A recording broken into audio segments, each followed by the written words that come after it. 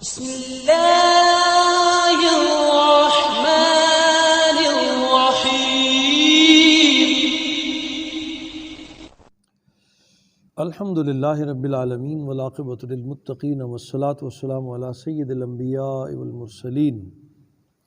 اما بعد فاعوذ باللہ السمیع العلیم من الشیطان الرجیم بسم اللہ الرحمن الرحیم وَإِذْ قَالَ إِبْرَاهِيمُ لِأَبِيهِ وَقَوْمِهِ إِنَّنِي بُرَاءٌ مِّمَّا تَعْبُدُونَ إِلَّا الَّذِي فَطَرَنِي فَإِنَّهُ سَيَهْدِينِ وَجَعَلَهَا كَلِمَةً بَاقِيَةً فِي عَقِبِهِ لَعَلَّهُمْ يَرْجِعُونَ بَلْ مَتَّعْتُ هَٰؤُلَاءِ وَآبَاءَهُمْ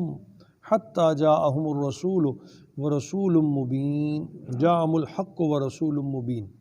وَلَمَّا جَاءَهُمُ الْحَقُّ قَالُوا هَٰذَا سِحْرٌ وَإِنَّا بِهِ كَافِرُونَ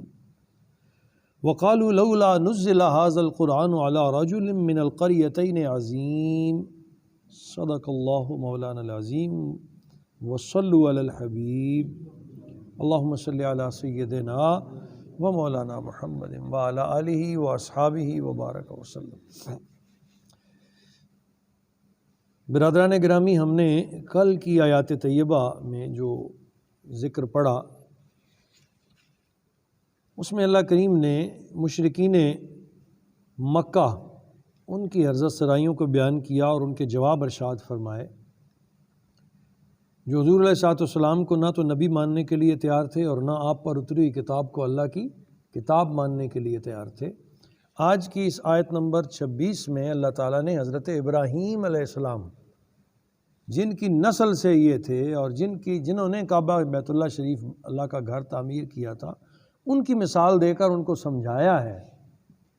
ارشاد فرمایا، جیسے تم کہہ رہے ہو کہ ہم تو اپنے باپ دادا کے دین پر ہیں، ہم تو اپنے اجداد کو مانتے ہیں، ان کو ہم نے بتوں کی پرست، کل ہم نے پڑھا تھا، بتوں کی پوجا کرتے ہوئے دیکھا تو ہم تو ان کو مان رہے ہیں، ہم کیوں چھوڑ دیں اپنے باپ دادا کو اور ایک نیا دین اختیار کر لیں؟ تو انہیں بتایا جا رہا ہے کہ حضرت ابراہیم، جن کی نسل اور اولاد میں سے تم ہو، اور پشت در پشت عرصہ در عرصہ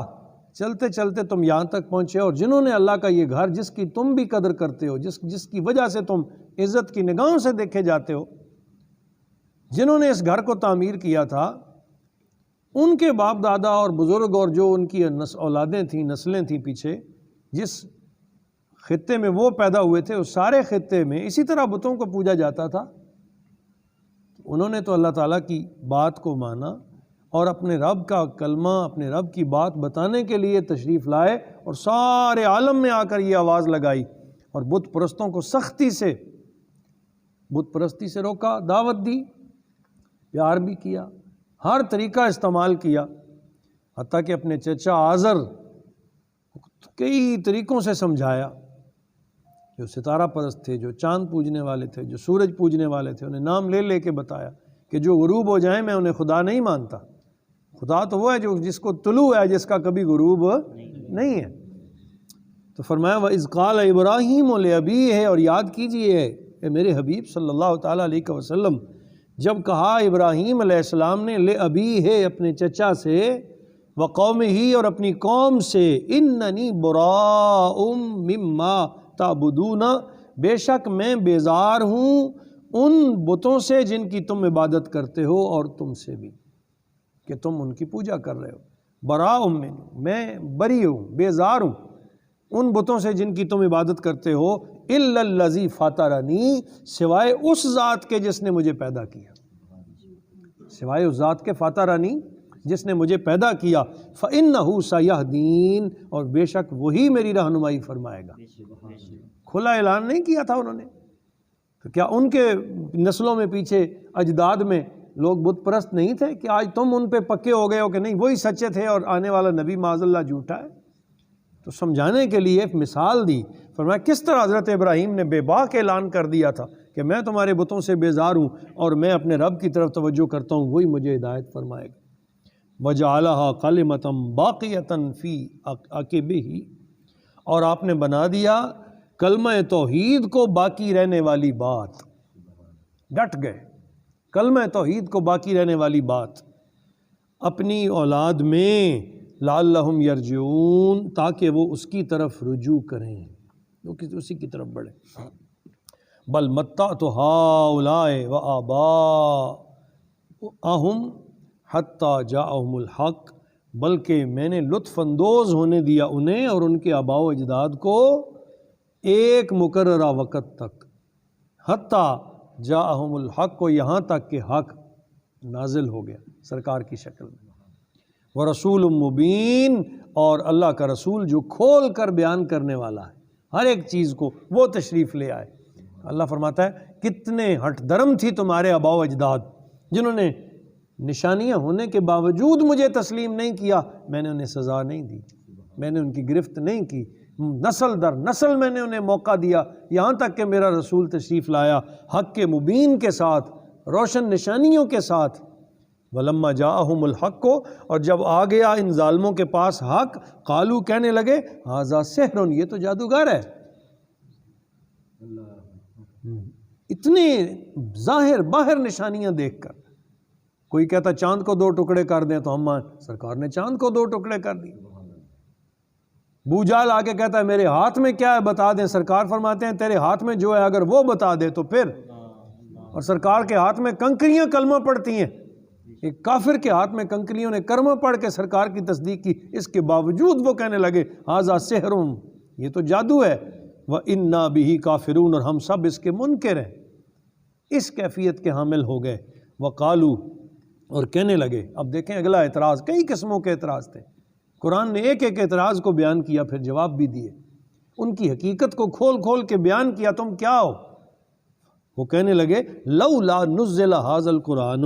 یہ قرآن کیوں نہیں اتارا گیا علی رجل، کسی ایسے شخص پر، من القریتین عظیم، جو ان 2 شہروں میں سب سے بڑا تھا،